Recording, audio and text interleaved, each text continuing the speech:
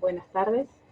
Gracias al grupo que me invitó para poder participar y, y a los compañeros del Poder Judicial y de SECHUM que nos convocaron. Un poco la idea de trabajar el plan de recomendaciones, que es el tercer módulo que nos tocó con Facundo. Quería iniciarlo estableciendo lo que nosotros llamamos premisas básicas para hablar de recomendaciones a los equipos de trabajo. En principio, comentar la fundamental, la primera idea que uno tiene que trabajar es que no es posible elaborar un documento único, por más que tenga las páginas que quieran, que pueda abarcar todas las distintas situaciones de cada área de trabajo. Así como no es lo mismo organizar el Hospital Castro Rendón en un plan de contingencia que organizar el centro de salud del barrio Confluencia, por cuestiones de espacio, por cuestiones de cantidad de personas que trabajan en él, por la complejidad de las tareas que tiene, a un sector más reducido en tamaño, con un espacio más limitado y con menos personas. Eso hace que nosotros nos imaginamos también que no es lo mismo para pensar en estrategias en el edificio enorme de la Leloir del Poder Judicial versus lo que uno recuerda en los lugares pequeños donde trabajó, la representación del Poder Judicial en las ciudades más pequeñas o en los pueblos. Por eso es que vamos a trabajar mancomunadamente las certezas o las evidencias que nosotros tenemos para aplicarlas a cualquiera sea, pero cada uno de ustedes va a poder encontrar después la combinación necesaria para la protección. Como les decían varios de los compañeros también, todas las recomendaciones que hacemos generales se basan en evidencia, es decir, en lo que ya sabemos, lo que ya son certezas. Si bien es cierto que es un virus nuevo, el tiempo transcurrido, las experiencias en otros lugares, las experiencias nuestras vividas en el país, en distintas otras áreas, nos han permitido construir algunas recomendaciones que van a ser muy útiles para las áreas de trabajo. Y toda estrategia de plan de contingencia, cualquiera sea, es un proceso de construcción en el cual trabajamos mancomunadamente de acuerdo a lo que habíamos dicho, los diferentes tiempos, los diferentes lugares y las distintas personas. Por un lado, nosotros damos el aporte de las evidencias desde salud, y por otro lado, obviamente, eso debe sumarse a la experiencia de los procesos de trabajo, que nadie mejor que ustedes para conocerlos. La siguiente, por favor, Dani. Una primera aclaración, también reforzar conceptos que ya se trabajaron, pero ser puntuales. ¿Quiénes están autorizados a trabajar en forma presencial? Esto, a partir de ya, inclusive resoluciones del Ministerio de Salud de la Nación, ya meses atrás, se definió que hay grupos especiales de personas que están bajo un riesgo mayor de contraer la enfermedad, no solo por la cantidad de personas que la contraen, sino por la gravedad que tiene digamos, la criticidad que tiene la enfermedad en esas personas. ¿Quiénes son estas personas? Se habló ya hace un ratito, los mayores de 60 años, aquellos, cualquiera sea la edad, que portan enfermedades cardíacas, enfermedades respiratorias crónicas, cualquier grado de inmunodeficiencia congénita o adquirida, pacientes trasplantados, pacientes con insuficiencia renal, agudo-crónica, pacientes en tratamiento por cáncer y las embarazadas. Es decir, estos grupos especiales, la recomendación es que continúen trabajando desde casa, mientras que cada uno de los equipos se reconforma con los que no están en esta nómina. La que sigue, por favor, Dani. ¿Cuál es la primera premisa? Y esto vuelvo a repetir, pero creo que no está de más lo que recién decían los compañeros. ¿Cuál es la primera premisa para cuidar? Que no ingrese al ámbito laboral nadie con síntomas. Nadie es ningún compañero de trabajo, ningún invitado, ningún persona pública para recibir atención, que no ingrese con síntomas atribuibles al COVID. Nuevamente, enumeramos las que bien señalaron compañeros: fiebre, dolor de garganta, tos, fiebre, más algunos de los otros síntomas que acompañan acá: secreción respiratoria, mialgia, dolor de cuerpo, articulaciones, decaimiento, dificultad para respirar, que nosotros también lo llamamos sed de aire, ¿sí?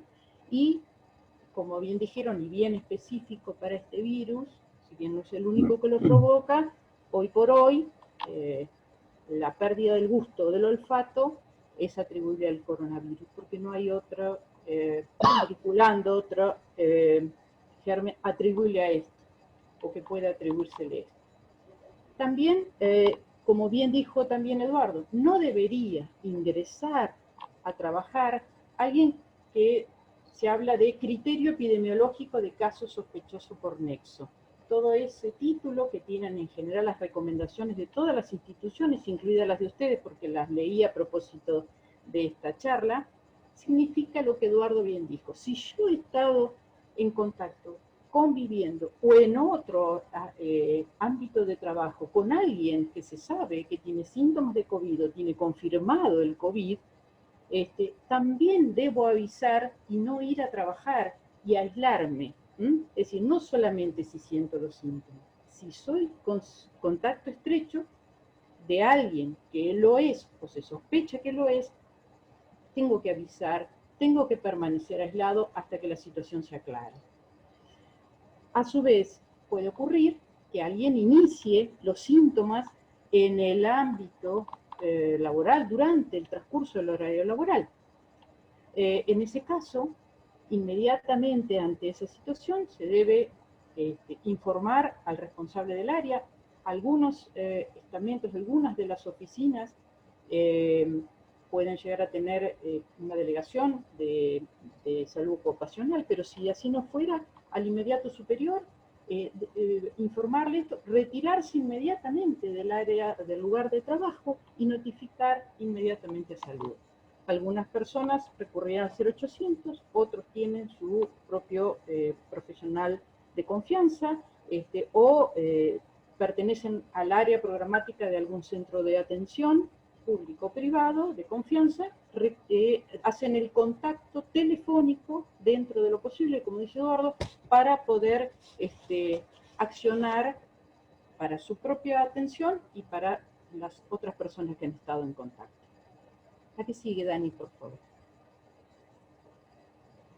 Ahora bien, ¿qué podemos hacer dentro de lo que es la relación entre las personas que están autorizadas a ir a trabajar dentro de las distintas instituciones, en este caso el Poder Judicial, y el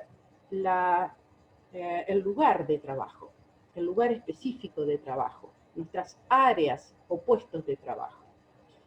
¿Qué debo garantizar en primer lugar?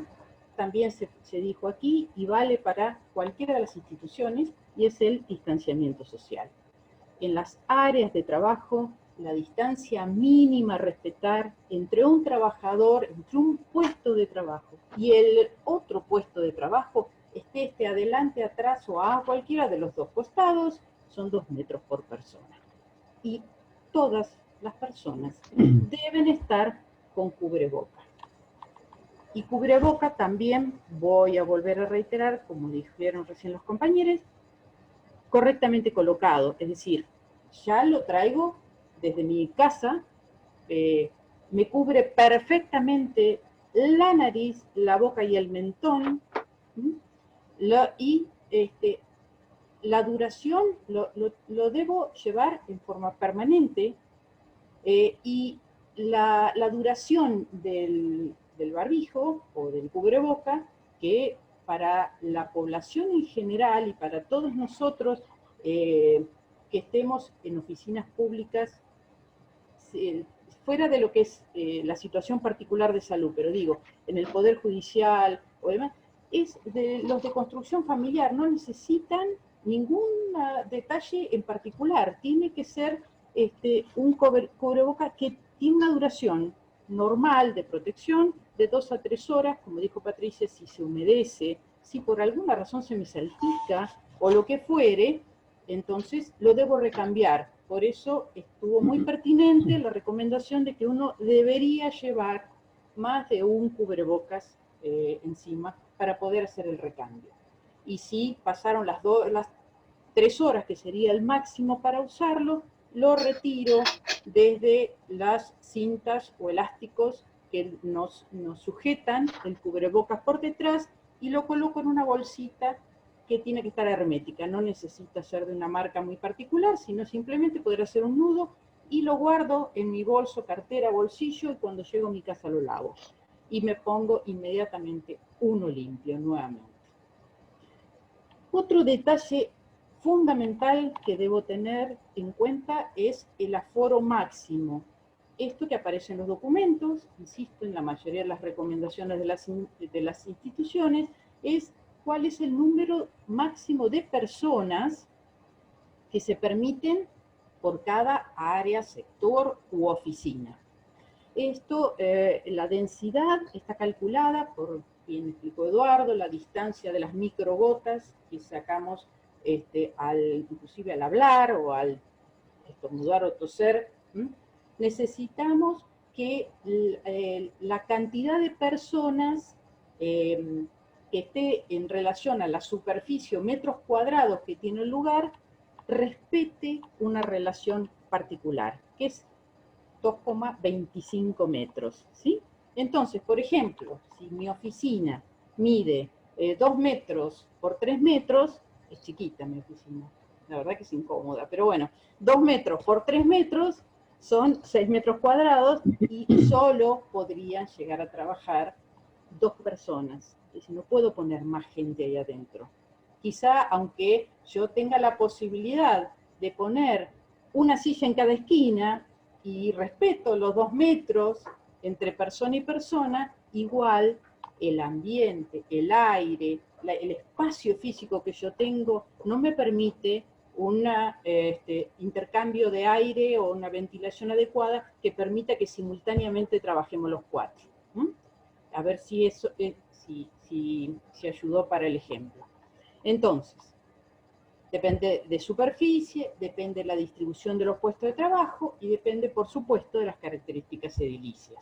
Muchas veces la forma, la conformación de los puestos de trabajo, muchos de ellos en línea o enfrentados en algunas oficinas, hace que no se puedan habilitar todos porque el mobiliario no lo permite. Tenemos que pensar estratégicamente cómo nos sentamos y eso define también cuántas personas o trabajadores pueden estar simultáneamente en cada una de las habitaciones. ¿La que sigue, Dani?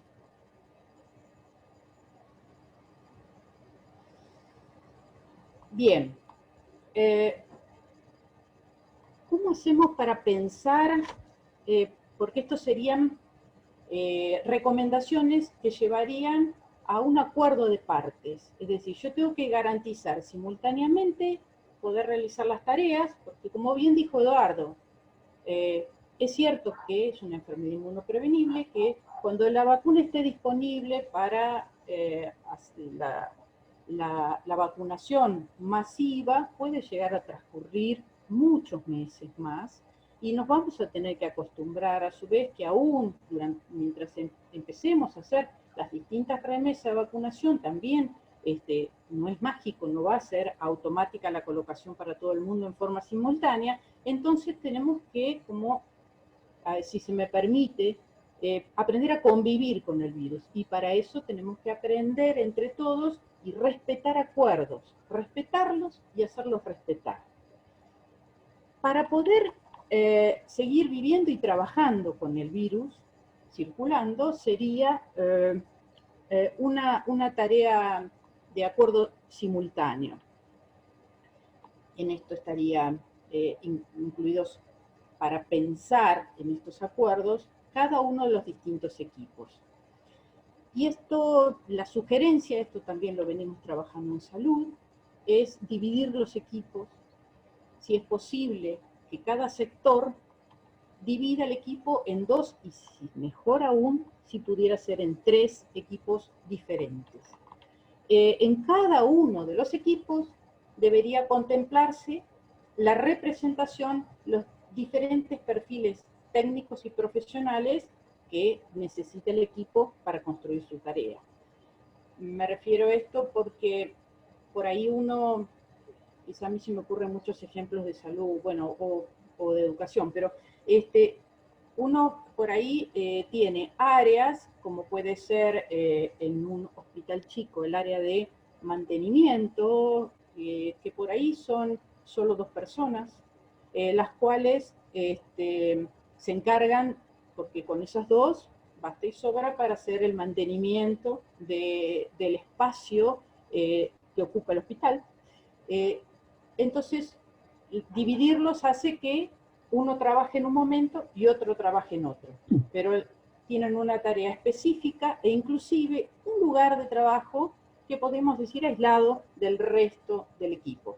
Mientras que si uno piensa en una atención en consultorio, por ahí requiere de una persona que haga la presentación, digamos, la recepción del paciente, que se encargue de relevar los datos del mismo.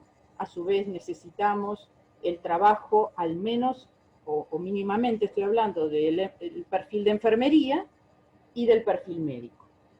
Entonces, cada uno de los equipos que yo planteo es, dentro del macroequipo, pensar que estén representados al menos cada uno de los perfiles que se necesitan para cumplir con la tarea. A su vez, acordar que los equipos que yo defino o conformo queden fijos. Digo esto porque por ahí, no, porque hoy trabaja el equipo, trabajo con fulanita y la semana que viene trabajo con menganita. Y, digamos, la idea es hacer acuerdos en los cuales siempre entre y salga el mismo equipo conformado de la misma forma. No intercambiamos dentro de lo posible, no intercambiamos periodos de trabajo, ni tampoco intercambiamos zonas de trabajo. Esto también a veces nos pasa en salud. Una enfermera que viene para trabajar para el sector de obstetricia, por ahí faltó la enfermera para pediatría y se la corre para pediatría. En este caso, la idea es respetar las distintas áreas de trabajo. Entiendo que por ahí ustedes, en el Poder Judicial, les puede ocurrir lo mismo, digamos, y mover gente de un sector a otro de acuerdo a necesidad. Acá tendríamos que tratar de evitar esos intercambios. A su vez, cada uno de estos equipos debería tener periodos de trabajo presenciales bien diferenciados.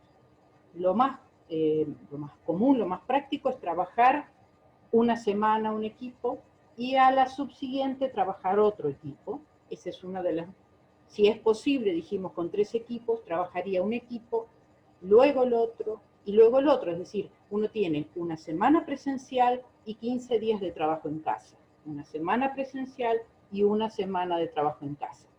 Esos son los modelos en los cuales uno piensa como más eficientes para desenvolverse durante todos estos meses que nos siguen. La próxima, Dani, por favor.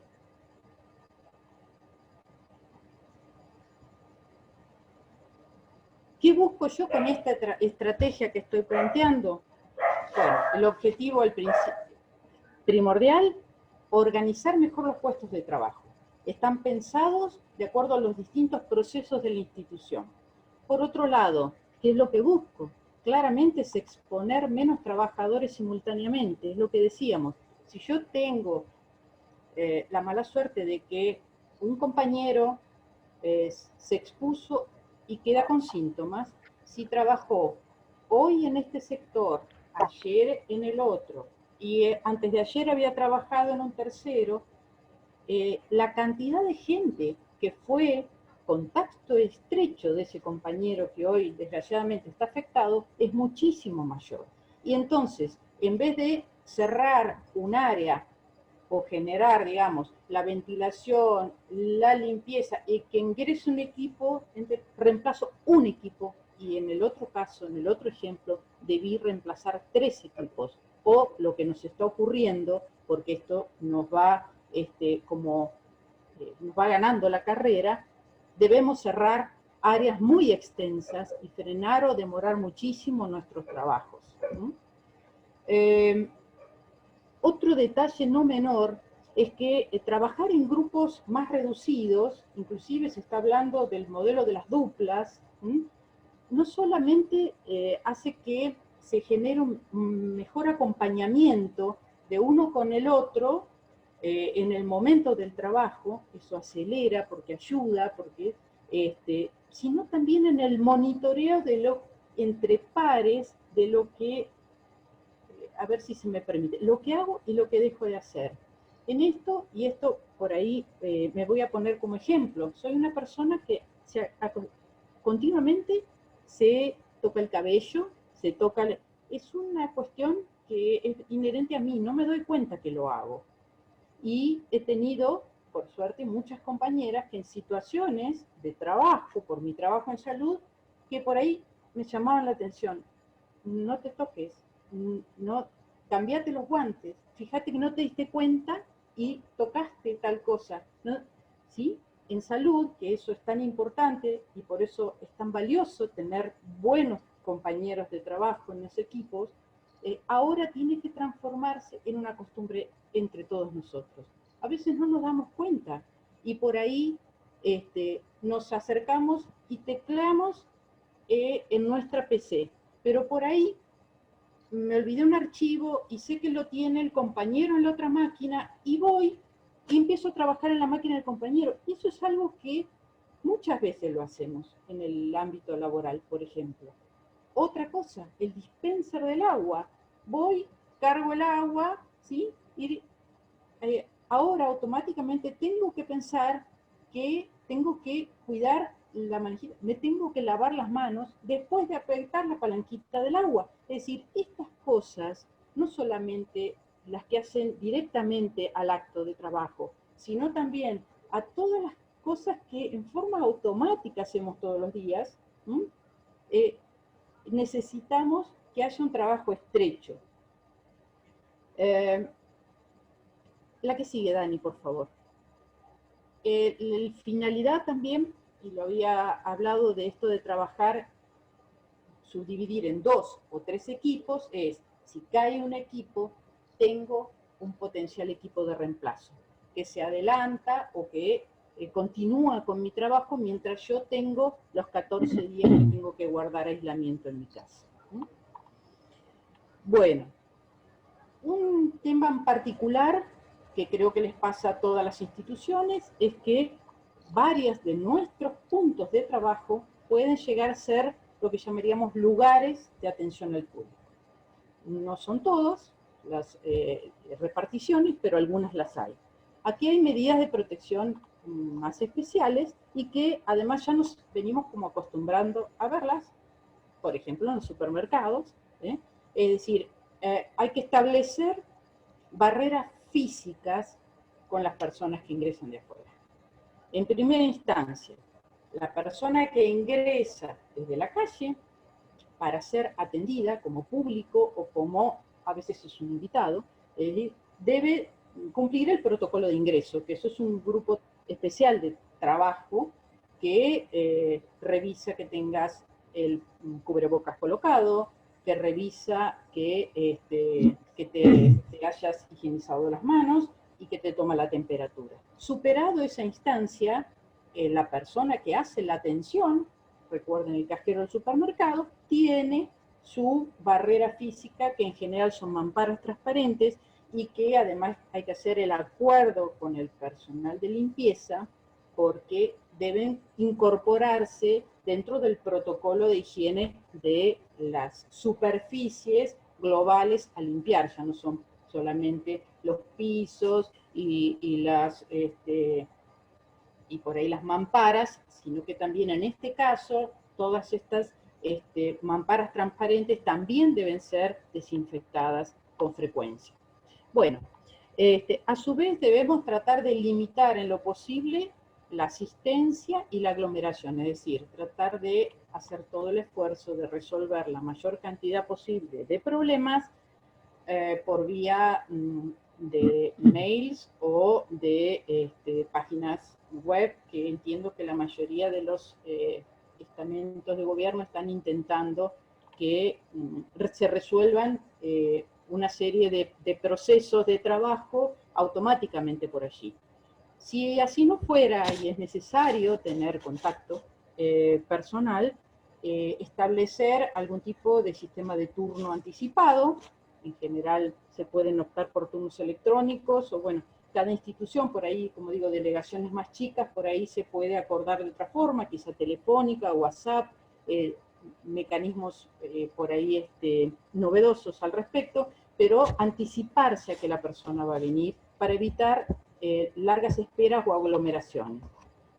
A su vez, si uno va a tener dentro de la institución sitios de espera, recordemos que ahí también hay que calcular el aforo, que habíamos hablado hoy, es decir, cuántas personas pueden estar adentro, cuántas pueden estar en el sector de atención y cuántas van a estar en la sala de espera, y que a su vez se demarque bien, sobre todo en este asunto de que por ahí uno en las áreas de espera pone algunos asientos y demás, que los mismos guarden también la distancia de 2 metros y que la gente que está adentro permanezca con el cubrebocas colocado. Que antes de ser atendidos se limpien, se higienicen las manos, tienen que tener alcohol gel disponible, y a su vez la persona que está como empleado, como trabajador, tener disponible rociador de alcohol y hacer una limpieza de la superficie entre uno y otro de las personas atendidas. A su vez, en general, las personas que deben obligadamente tener que ingresar para hacer los trámites, suelen haber intercambio de papeles, o cosas que se traen del hogar o de otras instituciones, o papeles que nosotros le entregamos para que ellos firmen. Algunos trámites se ha logrado hacer sin firma, pero otros no, todavía estamos. Entonces, los papeles que vienen desde afuera y toda la papelería que está siendo revisada, expedientes y demás, recordemos que hay un acuerdo, según la evidencia, de que podría permanecer el virus 24 horas. Por eso la documentación que se recibe, si viene con un envoltorio plástico o lo que fuere, se le pasa el alcohol, se limpia y se guarda, se deja 24 horas, si la traen en mano, se hacen unas pilas aparte especiales, se reservan 24 horas y recién después se revisan. Si lo que necesitamos es que algún formulario sea firmado, lo que pedimos es que verificamos que se hayan lavado con alcohol gel las manos y se le entrega un bolígrafo de uso público, digamos, que también se puede limpiar con alcohol, ¿sí? Digo esto para recordar algunos de los procesos que habitualmente hacemos en los trámites. Tener disponible alcohol gel y exigir que permanezcan con cubrebocas. Bueno, dentro de mi espacio de trabajo, ya estoy dentro de mi oficina. Entonces, ¿cuáles son las recomendaciones que no nos vamos a cansar de repetir? Lavarnos las manos frecuentemente.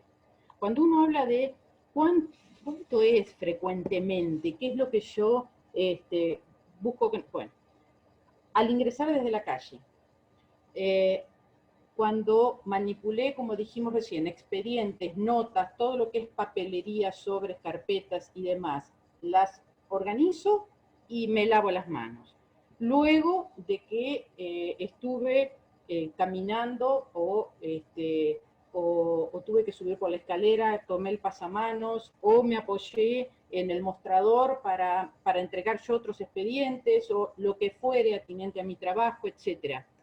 Los picaportes y demás. Como decía Eduardo, ahora hay que pensar que uno tiene que, además de limpiar las superficies y demás, los pasamanos, los picaportes, las canillas, las manijas de las ventanas, todo eso debe refrescarse la limpieza porque con nuestras manos vamos transmitiendo el virus, aún sin portarlo. Por ahí, como decíamos, tocamos algo que está contaminado y también contaminamos nosotros.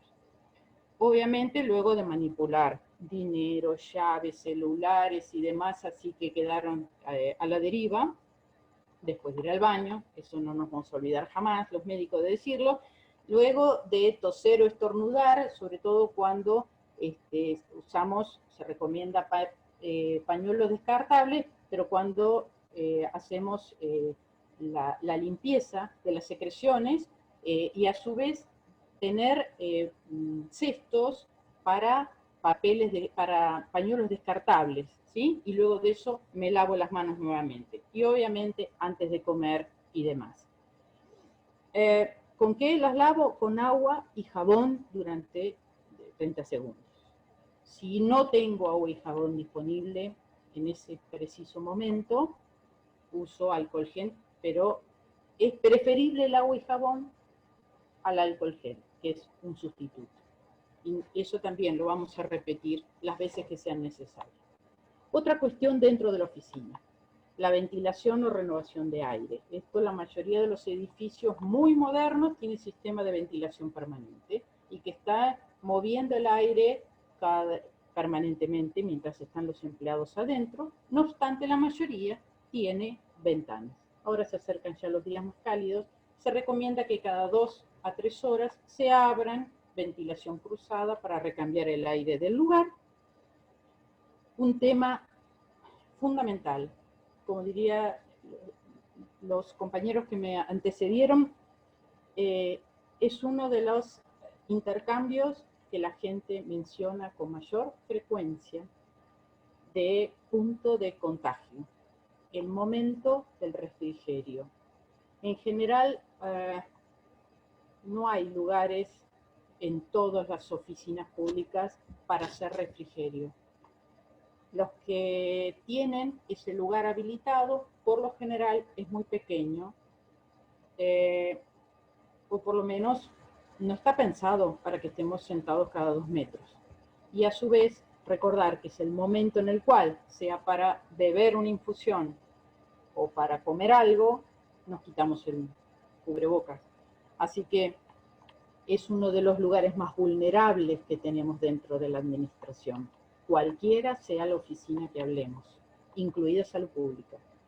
Así que en ese momento hay que hacer acuerdos en los cuales la gente se turne, permanezca, de acuerdo al tamaño del lugar, permanezca como mínimo a 2 metros, permanezca lo mínimo imprescindible, si es posible, el tiempo que habíamos hablado, 15 minutos, hacer una comida frugal, tomar un refrigerio frugal y regresar a su lugar de trabajo.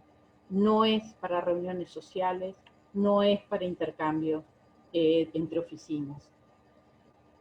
A su vez, como decían también, no se deben compartir los elementos para tomar ese refrigerio. Digo esto porque en general uno tiene un pool de tazas, de vasos, de platos, de cubiertos. Bueno, habrá que organizarse y que estos sean personalizados, no compartidos.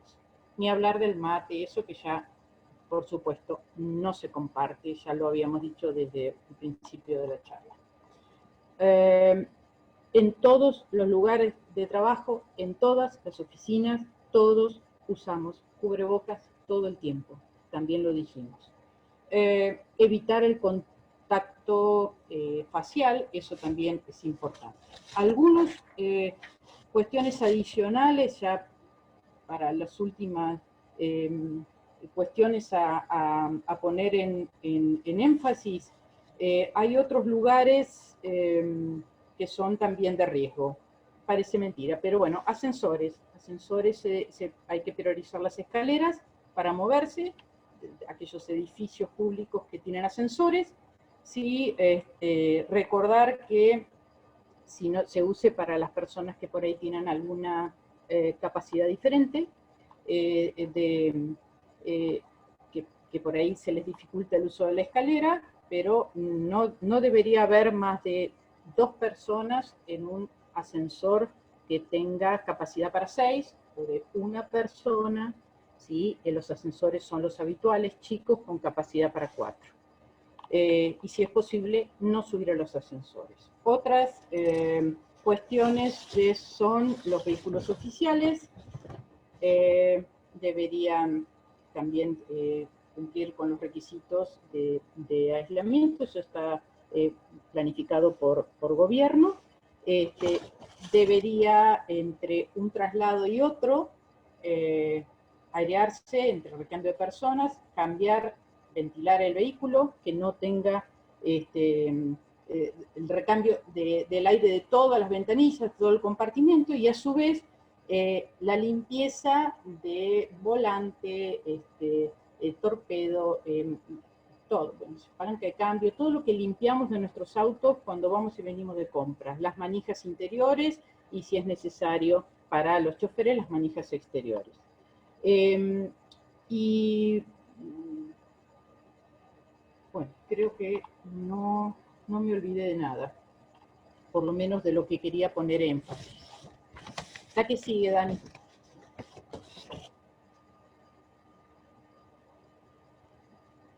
Hablábamos que todas estas medidas, por ahí, para todos los que la venimos transitando desde hace años en salud pública, necesitan no solamente una capacitación, es decir, el hecho de charlar las partes interesadas, en este caso los trabajadores, los representantes de los trabajadores, salud ocupacional, las jefaturas de las distintas áreas, llegar a acuerdos mínimos, definir cada lugar por separado, definir cómo van a armar los equipos, cómo se van a colocar en las oficinas, qué días van a trabajar, qué días no trabajan, es decir, todo eso, y a su vez pensar en esto de la capacitación inicial del manejo de todo. Si yo toco y ser consciente de dónde me voy apoyando. Parece mentira, pero bueno, hoy por hoy vamos a tener que hacer consciente cosas que hacemos habitualmente de forma automática. Se necesitan simulacros, eso también es importante de hacer, no solamente para esto que decíamos, uy, toqué, voy, me lavo, me cambio y demás, cómo separo las cosas, dónde las acomodo, charlar, tener los momentos de charla con el compañero. Como decía Eduardo, no me abrazo, pero puedo hablar, estamos los dos con cubrebocas, entonces compartir estas cuestiones, qué es lo que estoy aprendiendo, qué hago, qué dejé de hacer, sacar los adornos de los escritorios, limitar, ser lo más escueto posible, tener espacio que pueda limpiar, no cargarme de papeles sobre el escritorio, todas esas cuestiones hacen a la protección de cada uno de los trabajadores. Y a su vez tener un acompañamiento continuo de tu dupla, de tu equipo más pequeño,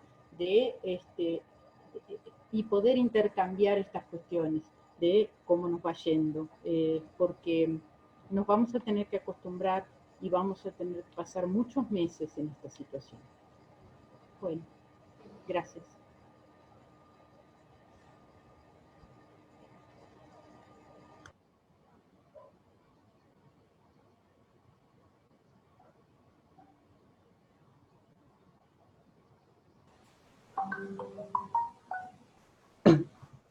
Yo que no hablé, voy a hablar un poquito.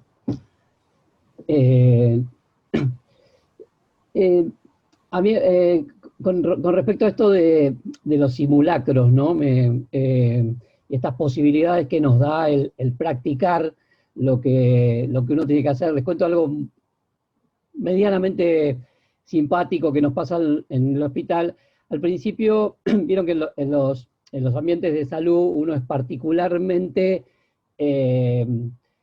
cuidadoso de que ninguna persona que esté con síntomas o que pudiera ser contagiante esté circulando por un hospital justamente, ¿no? Que hay personas que justamente son más vulnerables a esto. Entonces, en los primeros tiempos cuando empezó la circulación viral un poco más importante, nos pasaba que aparecía algún compañero o compañera de algún sector del hospital y enseguida empezamos a ver quiénes eran sus contactos y por lo general eran bastantes, eran muchos más de los que nosotros queríamos, o sea, no se estaba trabajando tan bien.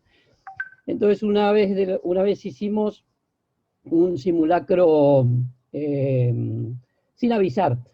Fue un simulacro en el cual en un sector del hospital lo que agarramos fue decir, tiramos la bola así de que había, ¿saben qué? Fulanita dio positivo ayer.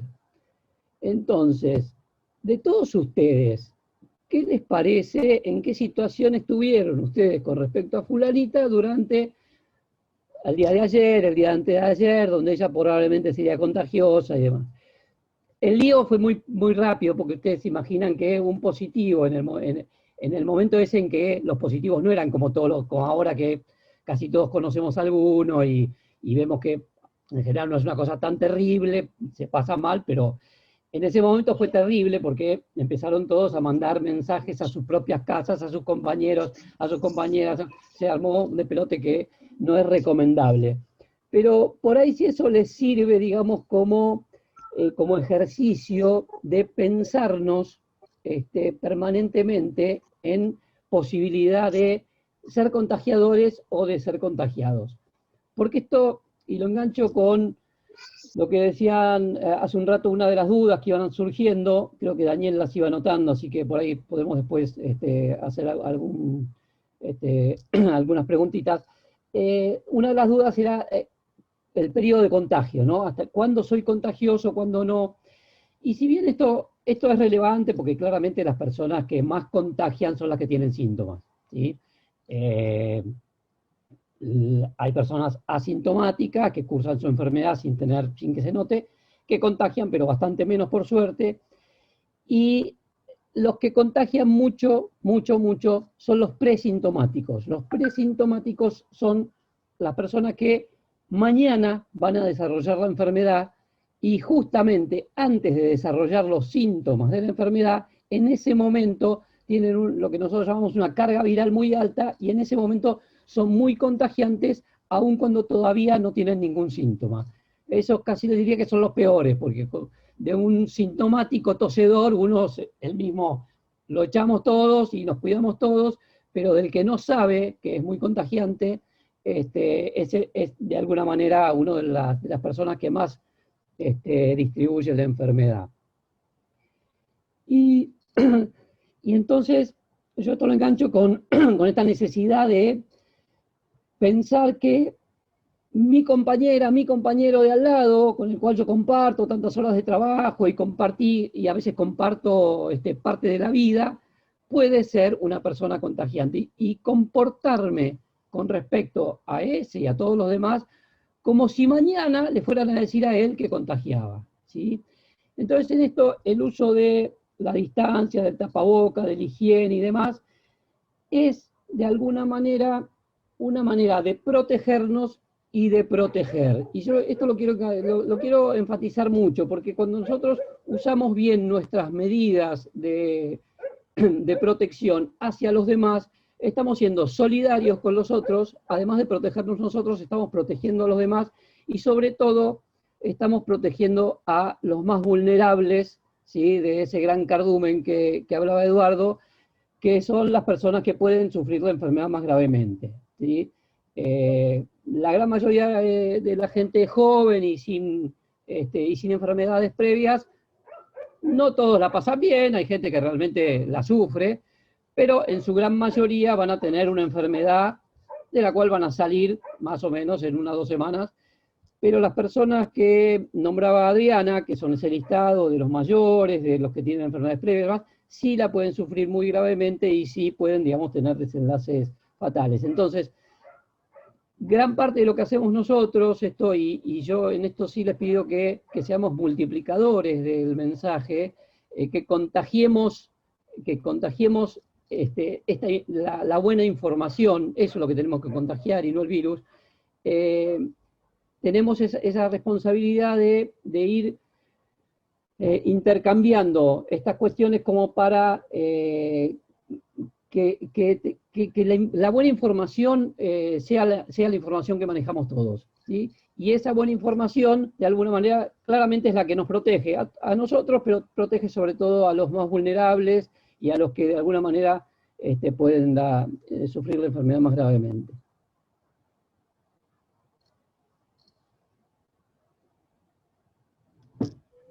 Sí, Daniel. No, simplemente yo quería agradecer mucho el espacio para poder llegar todos nosotros a poder intercambiar esto. Tengo que, además de agradecer, pedir disculpas porque voy a tener que retirarme para participar de otra actividad, pero esa actividad de la cual voy a participar, quería, bueno, compartirla también con ustedes. Y por eso comparto esta pantalla que les muestro ahora.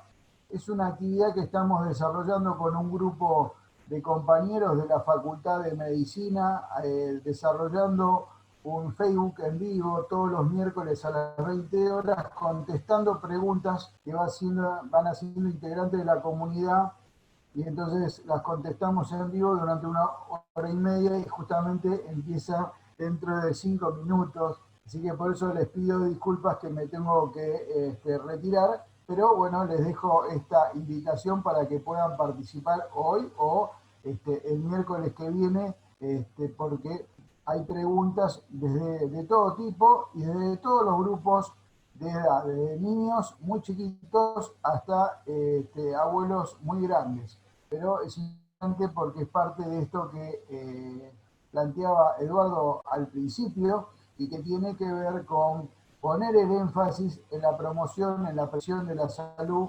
en aprovechar las certezas que tenemos respecto de esta enfermedad y cómo poder cuidarnos nosotros y cuidar a otros, como bien recordaba Facundo recién, con un sentido solidario. Pero agradezco mucho el haber podido participar en este espacio de trabajadores, porque estamos que reproducir esto en los ámbitos de trabajo multiplica la salud colectiva. Así que les agradezco mucho la posibilidad, la invitación, y me disculpo por tener que retirarme antes de poder participar del intercambio, que espero sea muy fructífero. Hasta pronto. Muchas gracias, Daniel. Hasta luego. Bueno, de alguna manera hemos terminado lo que habíamos preparado y ahora sería bueno que aparezcan preguntas de ustedes y vemos cómo las vamos de alguna forma construyendo, ¿no? Entre todos. Es para nosotros un objetivo importante haber transmitido certezas que habiliten a pensar en cómo debemos armar nuestros cuidados responsables, ¿no? Adriana fue muy minuciosa y eso está muy bueno.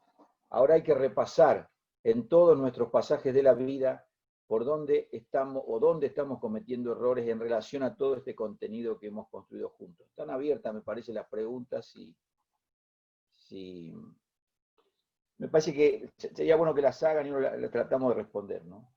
Bien, abrimos, saben, con los compañeros y compañeras saben que para poder hacer preguntas o utilizar la palabra, utilizan en el botón de participantes, abajo a la derecha, el pedido de manos. En teléfonos celulares deben mover su dedo de izquierda a derecha y solicitar levantar la mano con el botón. Mario Esperón, ¿quiere hacer una pregunta?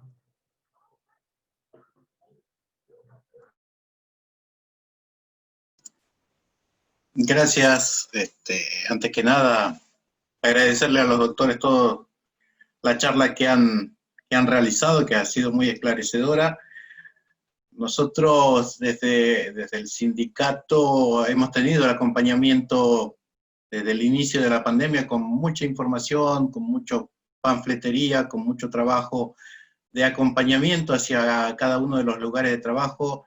Yo soy de la ciudad de Cutralcó, en nuestro sector, por suerte se acomodó bastante bien la organización de las áreas laborales y los elementos de protección en general y demás. Sin embargo, hemos tenido falencia en algunos sectores y hemos tenido contagios confirmados, y la respuesta desde salud ocupacional y la organización sindical en respecto de los aislamientos y la prevención con respecto de las desinfecciones y demás.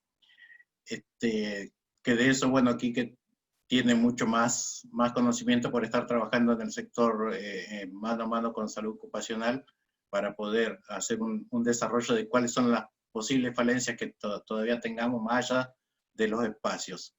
Pero principalmente mi intervención viene por otro lado. O sea, nosotros hoy contamos en Cutralcó con muchos compañeros aislados, y ese compañero aislado al cual nosotros, me gustaría a mí como delegado de la zona, llegarle con algún acompañamiento y alguna recomendación, donde si bien lo he trabajado con el médico de salud ocupacional local, también tengo algunas informaciones que por ahí se las hice llegar al doctor Martín Zapag también, pero bueno, no lo veo ahora en la reunión, y que no siempre tenemos esa certeza de que esas recomendaciones sean claras, digamos, como si podemos tener algún acompañamiento más desde lo sindical o o del llegarle con los consejos, que por ahí no los tienen a mano, desde el sindicato, para su cuidado en domicilio y transitar el aislamiento lo mejor posible, y algunas recomendaciones para su pasar esos 14 días en su domicilio y antes del regreso. No sé si en ese ámbito también podemos colaborar en algo. Gracias.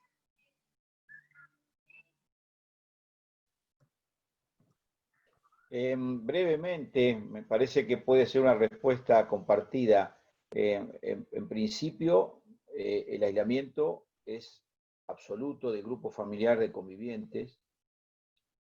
El aislamiento exige una buena alimentación, una buena hidratación.